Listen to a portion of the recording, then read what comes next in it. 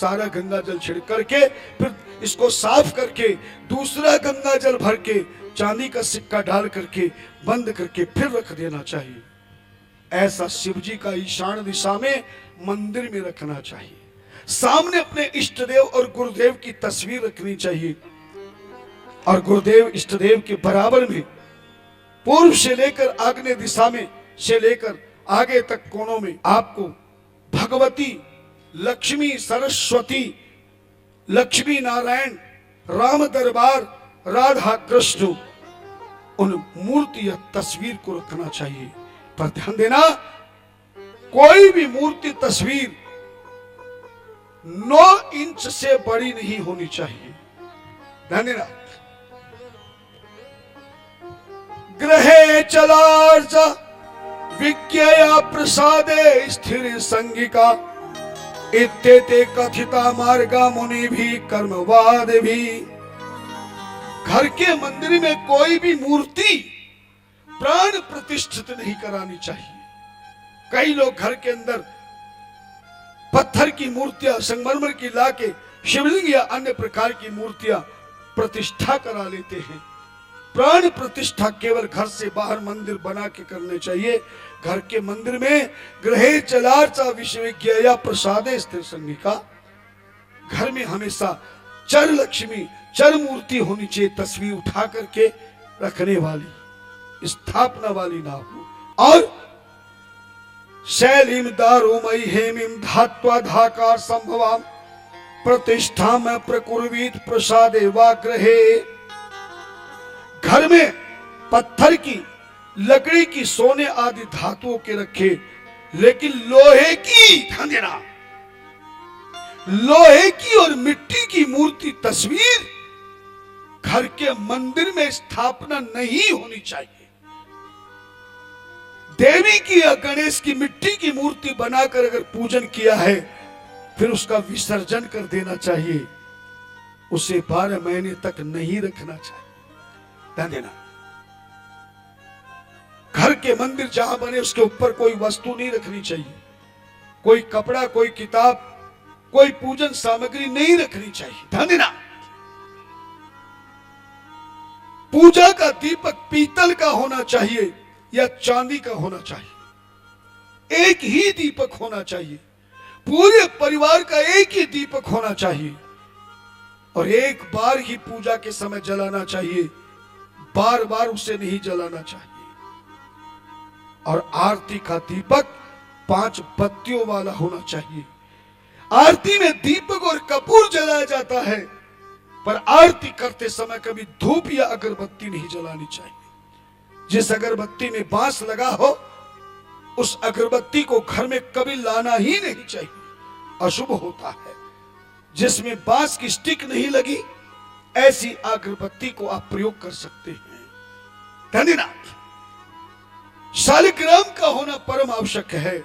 शालिग्राम मंदिर के बीचों बीच किसी सिंहासन पर या तांबे की कटोरी में रखना चाहिए। घर में बजने वाला शंख जरूर होना चाहिए।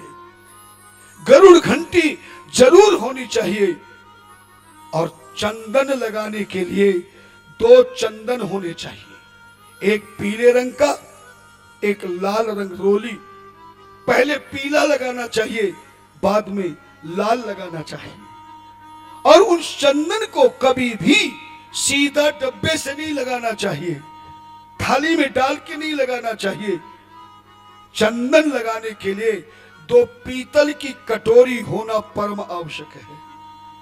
बिना कटोरी के अगर घर के मंदिर में चंदन का प्रयोग किया गया तो आपकी पूजा का पूर्ण रूपेण लाभ प्राप्त नहीं होगा।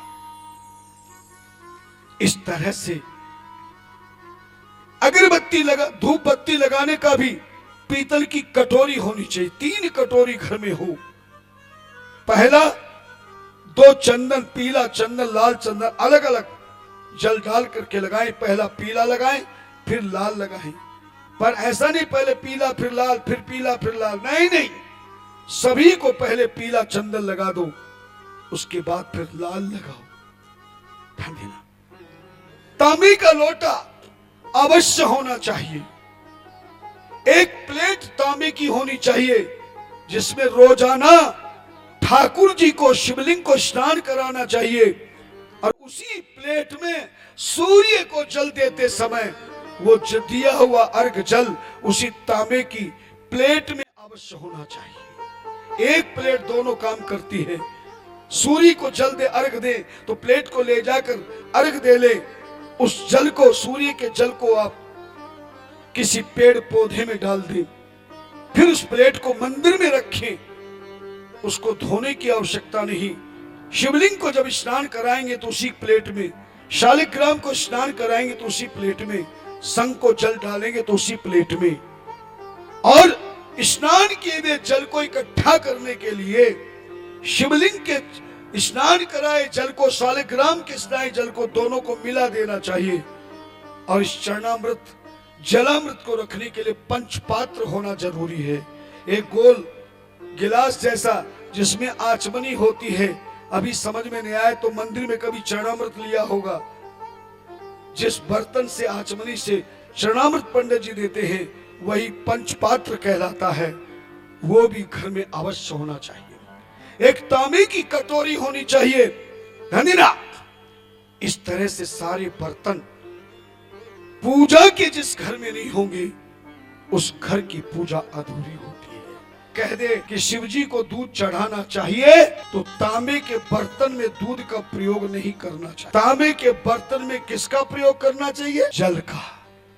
तांबे के पात्र में जल अमृत बन जाता है, चांदी के पात्र में दूध अमृत बन जाता है, और कांसी के बर्तन में दही अमृत बन जाता है। और चाय कौन से बर्तन में अमृत बनती? मिट्टी के सकोरे में चाय भी अमृत बन जाती है। इसलिए ईशान दिशा में शिव की मूर्ति के तस्वीर के आगे शिवलिंग रख करके वह गंगा जी की स्थापना करे। आपको चूड़ीदार तांबे का या पीतल का एक लोटा मिलेगा, ले लेना। पूर्णमासी के दिन इसमें गंगा जल भर के ढक्कन लगाकर इसकी गर्दन पे कलावा बांधकर शिवलिंग के पास में शिव मूर्ति तस्वीर के सामने घर के मंदिर में रख देना। जिसके इसको गंगा जली कहते हैं। हरिद्वार में जाके देखना, वह गंगा जली गंगा जली गंगा जली लिखा है। जिसके घर के मंदिर में शिव की मूर्ति तस्वीर के पास में शिवलिंग के साथ में गंगा जल स्थापना हो जाती है, उसके घर में कभी बीमारी नहीं आई, पापों से मुक्ति हो जाएगी। गंगा मैया की कृपा से घर में धन धान्य की वृद्धि हो जाए। अगर और ज्यादा लाभ लेना चाहते हो और भगवान ने तुम्हें इस योग्य बनाया है, तो इस गंगा जली को बंद करने से पहले गंगा जल भरकर एक चांदी का सिक्का डाल दीजिए। चांदी का सिक्का ना हो तो छोटा सा चांदी का टुकड़ा डाल दीजिए या अंगूठी डाल दीजिए। और ज्यादा बढ़िया लेना हो तो कलावा जो बांधोगे उसमें छोटा सा छेद वाला जो है मूंगा, क्या हनुमान जी के सिंदूर की तरह रंग होता है, उसका छोटा सा मूंगा मिल जाए। गंगा जली को पूर्णमासी के दिन रखना चाहिए। और प्रत्येक महीने में पूर्णमासी के दिन इस गंगा जली के ढक्कन को खोलकर पूरा गंगा जल घर में ऊपर से नीचे छिड़कना चाहिए, नीचे से ऊपर नहीं। इस प्रकार से आप मंदिर बनाए और मंदिर बना करके जीवन में प्रभु से एक ही प्रार्थना करे, एक ही अरदास करे और कहा जाए, हे भगवान, हमारा जो पंच तत्व शरीर बना है, जो हमें संतों ने बताया है, हम उसी के शब्दों के अंतराल में चलकर किस जीवन को आनंद में लेवे और